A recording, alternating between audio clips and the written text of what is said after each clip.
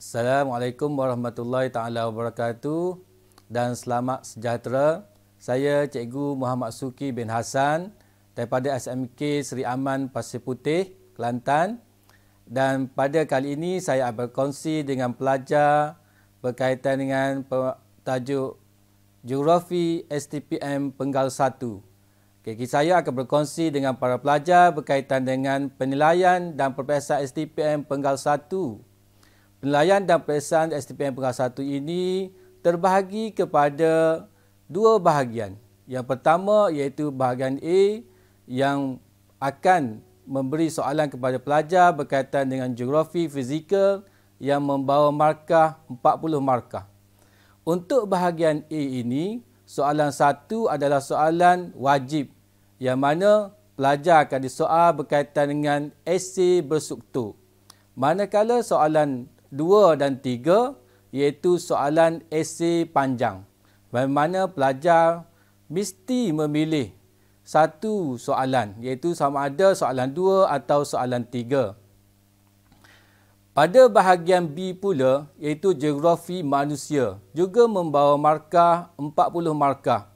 Yang mana soalan 4 adalah soalan wajib juga soalan esei berstruktur dan soalan 5 dan soalan 6 iaitu soalan esei panjang yang mana para pelajar juga mesti memilih satu soalan dan pelajar tidak digalakkan untuk menjawab dua soalan di bahagian esei panjang ini dan wajaran bagi keseluruhannya adalah 80 markah yang membawa wajaran 29.1%. Dan pelajar akan menjawab geografi Penggal 1 ini selama 2 jam. Seterusnya, kandungan sukatan geografi bahagian A, tema 1 terdiri daripada sistem bumi, manakala tema 2 adalah sistem geomorfologi. Kandungan sukatan bagi bahagian B pula, tema 1 adalah berkaitan dengan penduduk, manakala tema 2 berkaitan dengan transformasi desa dan pembandaran. Seterusnya, saya akan berkongsi dengan pelajar berkaitan dengan teknik. Teknik menjawab soalan. Apakah yang disoal dalam soalan STPM Penggal 1 ini? Yang pertama, pelajar mesti menguasai iaitu berkaitan dengan konsep ataupun maksud. Yang kedua, pelajar mesti memahir berkaitan dengan proses atau faktor. Manakala yang ketiga, pelajar juga mesti tahu apa kesan. Kesan ini sama ada kesan fizikal atau kesan manusia. Yang keempat, pelajar mesti tahu apa kepentingan. Dan yang kelima, langkah mengatasi. Itu teknik ataupun soalan yang biasa disoal kepada pelajar. Seterusnya, saya juga akan berkongsi dengan pelajar berkaitan dengan jenis-jenis soalan. Apakah soalan yang biasa disoal dalam geografi STPM ini Penggal 1? Yang pertama, soalan yang mulanya dengan namakan, nyatakan, senaraikan. Soalan begini, calon tidak perlu hurai. Calon tidak perlu hurai dengan panjang. Cukup sekadar satu frasa atau dua frasa mengikut kehendak soalan. Yang kedua, apabila keluar berkaitan dengan tajuk terangkan atau apakah konsep, maksud. Untuk soalan terangkan, maksud dan konsep ini, calon mesti yang bersatu markah akan diberi kepada erti. Jadi, calon apakah erti maksud ini? Yang kedua, 2 markah lagi, calon akan beri berkaitan dengan isi atau proses. Seterusnya, yang ketiga, pelajar juga dalam Penggal 1 ini akan disoal berkaitan dengan huraikan, jelaskan, mengapakah. Untuk soalan ini, 1 markah calon akan diberi kepada isi utama dan huraian. Calon tidak perlu memberi contoh untuk soalan ini dan contoh itu jika perlu sahaja. Yang keempat, calon juga akan disoal berkaitan dengan ayat bagaimana. Di hadapan soalan itu, calon akan diletakkan bagaimana. Apabila ada ayat bagaimana dalam soalan, calon mesti beri fakta atau punca, proses dan kesan. Bagi soalan bagaimana ini, kalau soalan bagaimana keluar di soalan esei panjang, satu isi akan membawa kepada 3 markah. Satu isi akan membawa 3 markah. Jadi kalau markah soalan itu 12 markah, isi calon hanyalah 4 isi minima. Seterusnya, saya juga berkongsi berkaitan dengan soalan sejauh manakah. Soalan sejauh manakah ini kerap keluar dalam peperiksaan Penggas 1, dalam penyoalan peperiksaan Penggas 1. Apabila soalan sejauh manakah, calon mestilah bersetuju dengan soalan. Apabila calon letak 1 atau 2 isi berkaitan persetujuan tentang soalan, dan calon juga mesti ada penegasan. Maksud penegasan ini akan ada faktor lain yang akan memberi markah kepada calon. Seterusnya, yang keenam, soalan berkaitan dengan bincangkan atau nilaikan. Soalan ini juga memerlukan calon memberi isi utama dan huraian. Pada akhir isi, calon mesti membuat kesimpulan. Kesimpulan ini akan membawa markah 1 markah. Dan ramai calon apabila menulis kesimpulan, mereka akan menulis balik isi-isi utama. Itu adalah tidak tepat dan tidak membawa markah kepada calon. Calon mesti menyimpulkan isi-isi utama ini, menjadi satu huraian yang umum. Yang umum yang boleh menyokong isi tadi. Bukannya menulis isi balik. Seterusnya, saya juga akan berkongsi berkaitan dengan soalan yang mulanya dengan cadangkan. Ramai calon yang tidak faham dan tidak tahu untuk memulakan isi apabila soalan cadangkan. Calon hanya menulis secara biasa. Bagi soalan cadangkan, calon mesti ada ayat pengganda. Ataupun dalam bahasa Melayu dipanggil kata kerja.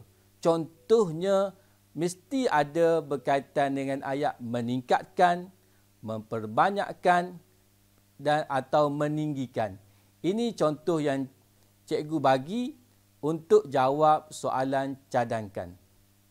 Seterusnya, cikgu juga akan berkongsi iaitu sistem fizikal. Pelajar mesti tahu. Untuk ambil pelajaran geografi, pelajar mesti tahu apa sistem fizikal. Sistem fizikal yang pertama adalah atmosfera. Apa itu atmosfera? Iaitu berkaitan dengan unsur cuaca dan iklim. Dalam unsur cuaca dan iklim ini, ada beberapa item yang perlu pelajar hafal. Yang pertama, iaitu suhu. Yang kedua, berkaitan dengan hujan. Yang ketiga, tekanan udara. Yang keempat, kelembapan udara. Yang keenam, letupan awan. Dan yang ketujuh, bahangan matahari. Apabila soalan keluar berkaitan dengan unsur cuaca dan iklim, isi-isi ini mesti dikeluarkan oleh calon untuk menjawab soalan. Yang kedua, dalam sistem fizikal iaitu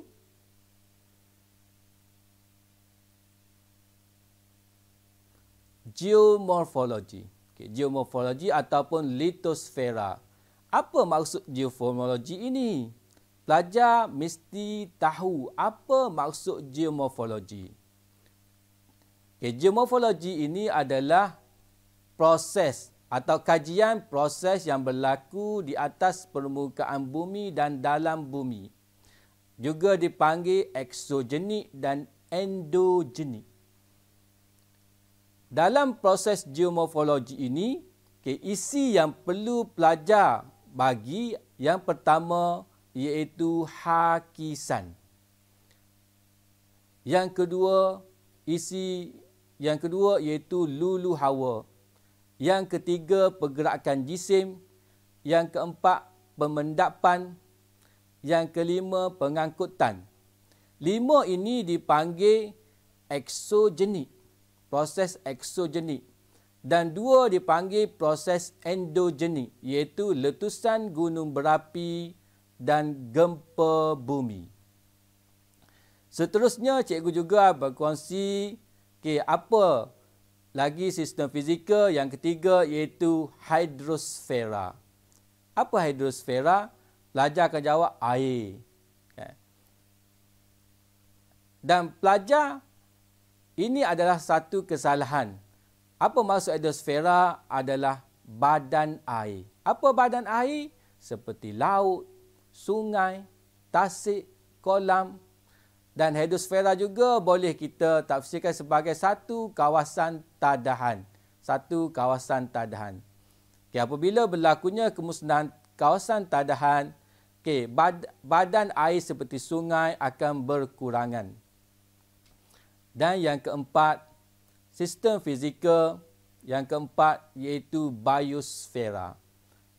Apa biosfera? Iaitu hidupan yang terdapat di atas permukaan bumi. Dalam isi biosfera, pelajar boleh memasukkan seperti flora dan fauna, habitat, rantaian makanan dan kita biokimia. Seterusnya, cikgu berkongsi berkaitan dengan langkah mengatasi. Langkah mengatasi ini amat penting dihafal oleh pelajar.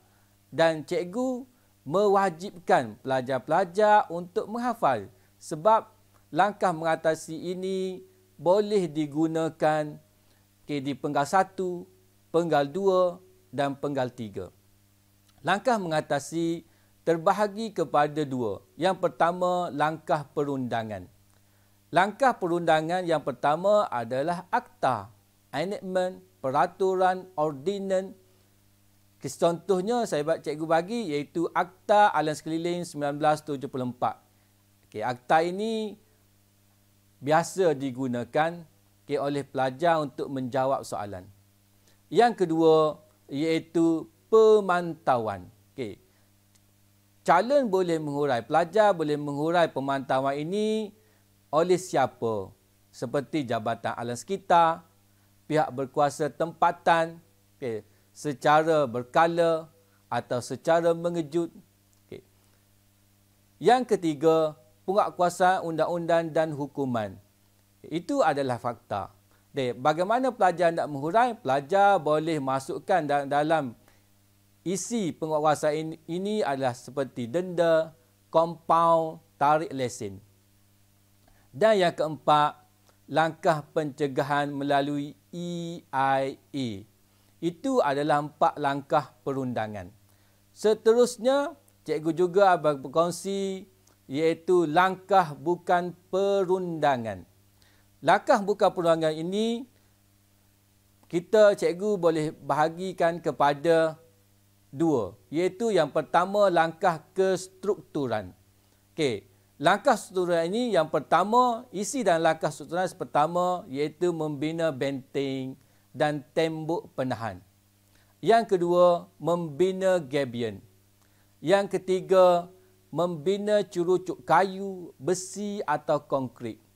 Dan yang keempat, membina sistem longkang parit di permukaan cerun. Dan seterusnya, memasang jaringan dawai, penyiminan, peneresan atau kontur. Ini pelajar boleh tengok. Okay, apabila pelajar melalui kawasan lebuh raya yang ditarah untuk dijadikan lebuh raya, jalan-jalan raya. Okay, langkah-langkah seterusnya ini sering dibina oleh pihak Jabatan Kerjaya atau PBT untuk mengelakkan masalah tanah runtuh atau hakisan. Seterusnya, langkah bukan perundangan iaitu yang kedua iaitu langkah bukan kestrukturan. Dalam langkah bukan kestrukturan ini, pelajar boleh memberi isi yang pertama iaitu kempen. Kempen ini pelajar boleh hurai sama ada kempen melalui media massa atau media elektronik. Dan apa kempen? Dan kempen yang pelajar beri contoh mesti berkaitan dengan soalan. Berkaitan soalan. Dan kempen juga tidak boleh diberi contoh secara umum. Contohnya kalau berkaitan dengan sungai, pelajar mestilah beri contoh berkaitan cintai sungai kita. Bukannya pelajar beri contoh cintai alam sekitar. Yang kedua, langkah bukan kestrukturan iaitu pendidikan. Pendidikan ini sama ada secara formal atau tidak formal. Secara formal, boleh dilakukan melalui mata pelajaran tertentu seperti geografi, kemahiran hidup dan sebagainya. Okey. Dan juga secara tidak formal. Yang ketiga, cikgu bagi contoh langkah bukan kestrukturan iaitu kita semula. Beralih kepada sumber yang mesra alam. Menggunakan teknologi mesra alam. Kalau berkaitan dengan hutan, calon boleh memberi isi seperti penebangan terpilih, penanaman semula, pembiakan fauna dan pemulihan kendiri. Seterusnya, cikgu juga akan berkongsi dengan para pelajar aktiviti manusia. Apa aktiviti manusia? Dan aktiviti manusia ni sering disoal kepada pelajar sama ada penggah 1, penggah 2 atau penggah 3. Yang pertama, aktiviti manusia, cikgu akan berkongsi satu iaitu aktiviti domestik. Apa aktiviti domestik ini? Iaitu penggunaan atau aktiviti harian yang dilakukan oleh pelajar, oleh masyarakat. Contoh cikgu bagi iaitu penggunaan pendingin hawa, peti sejuk, aerosol. Ini memberi kesan kepada alam sekitar. Yang kedua yang dipanggil aktiviti primer. Aktiviti primer ini ada 4. Yang pertama aktiviti pertanian, aktiviti perikanan, aktiviti perhutanan dan aktiviti perlombongan. Ingat pelajar, iaitu aktiviti pertanian, aktiviti perikanan, aktiviti perhutanan dan aktiviti perlombongan. Seterusnya iaitu aktiviti sekunder. Aktiviti sekunder ini ada 2. Yang pertama aktiviti perindustrian dan yang kedua aktiviti pembinaan. Dan yang ketiga, iaitu pelajar mesti tahu aktiviti tertiar. Aktiviti tertiar ni ataupun aktiviti industri perkhidmatan. Aktiviti perkhidmatan ini banyak. Dan cikgu akan bagi 3 contoh yang utama yang selalu digunakan dalam jawapan. Yang pertama, aktiviti pelancongan. Yang kedua, aktiviti pengangkutan. Dan yang ketiga, aktiviti perniagaan. Seterusnya, cikgu akan menerangkan berkaitan aktiviti pertanian. Apabila keluar dalam soalan apakah aktiviti pertanian. Okay. Pelajar atau calon tidak boleh menyebut kembali aktiviti pertanian. Aktiviti pertanian. Pelajar mesti nyatakan apa aktiviti pertanian itu, iaitu penyediaan tempat, aktiviti membajak, aktiviti menanam, aktiviti pembajaan, penyemburan racun, aktiviti penuaian dan pengeringan hasil pertanian. Itu adalah isi-isi dalam aktiviti pertanian. Seterusnya, aktiviti pelancongan. Cikgu bagi contoh apa itu aktiviti dalam pelancongan, seperti aktiviti berjemur, aktiviti berkelah, jungle trekking, luncur ais. Dan yang ketiga, cikgu juga akan memberi contoh apa aktiviti perikanan. Yang pertama iaitu aktiviti penangkapan ikan, sama ada menggunakan pukat dan sebagainya. Yang kedua, aktiviti pengeringan hasil laut, aktiviti pembinaan jeti dan pembuatan aquakultur, sangka-sangka aquakultur. Seterusnya, apa aktiviti perlombongan? Yang pertama, aktiviti penjemuran, aktiviti letupan, aktiviti pengguridian dan aktiviti pengorekan. Dan cikgu juga akan bagi contoh apa aktiviti perindustrian. Okay, contohnya seperti pengeringan ikan, industri batik, industri tembika dan pengeringan hasil-hasil pertanian. Itu contoh aktiviti perindustrian. Seterusnya, cikgu juga berkongsi kesan terhadap alam sekitar manusia. Apabila keluar soalan kesan, calon mesti memberi kesan positif dan kesan negatif. Ada juga soalan yang memerlukan kesan positif sahaja ataupun kesan negatif sahaja.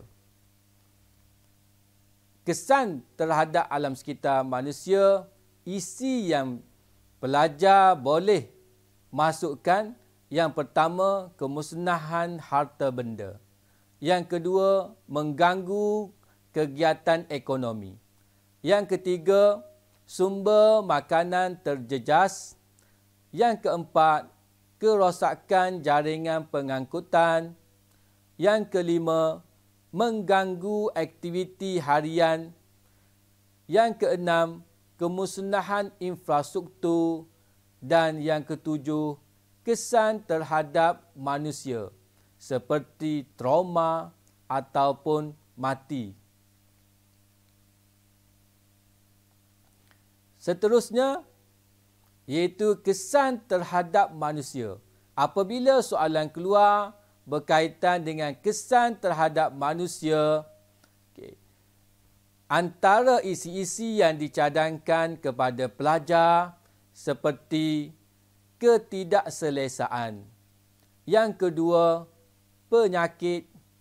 Yang ketiga, pitam. Yang keempat, berpeluh. Yang kelima, mengganggu aktiviti harian. Yang keenam, stres. Dan yang ketujuh, mati atau meninggal dunia. Seterusnya,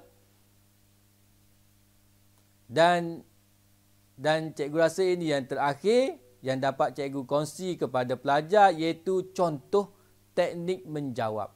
Apabila calon tengok soalan, dalam soalan itu mesti ada dua komponen yang terlibat.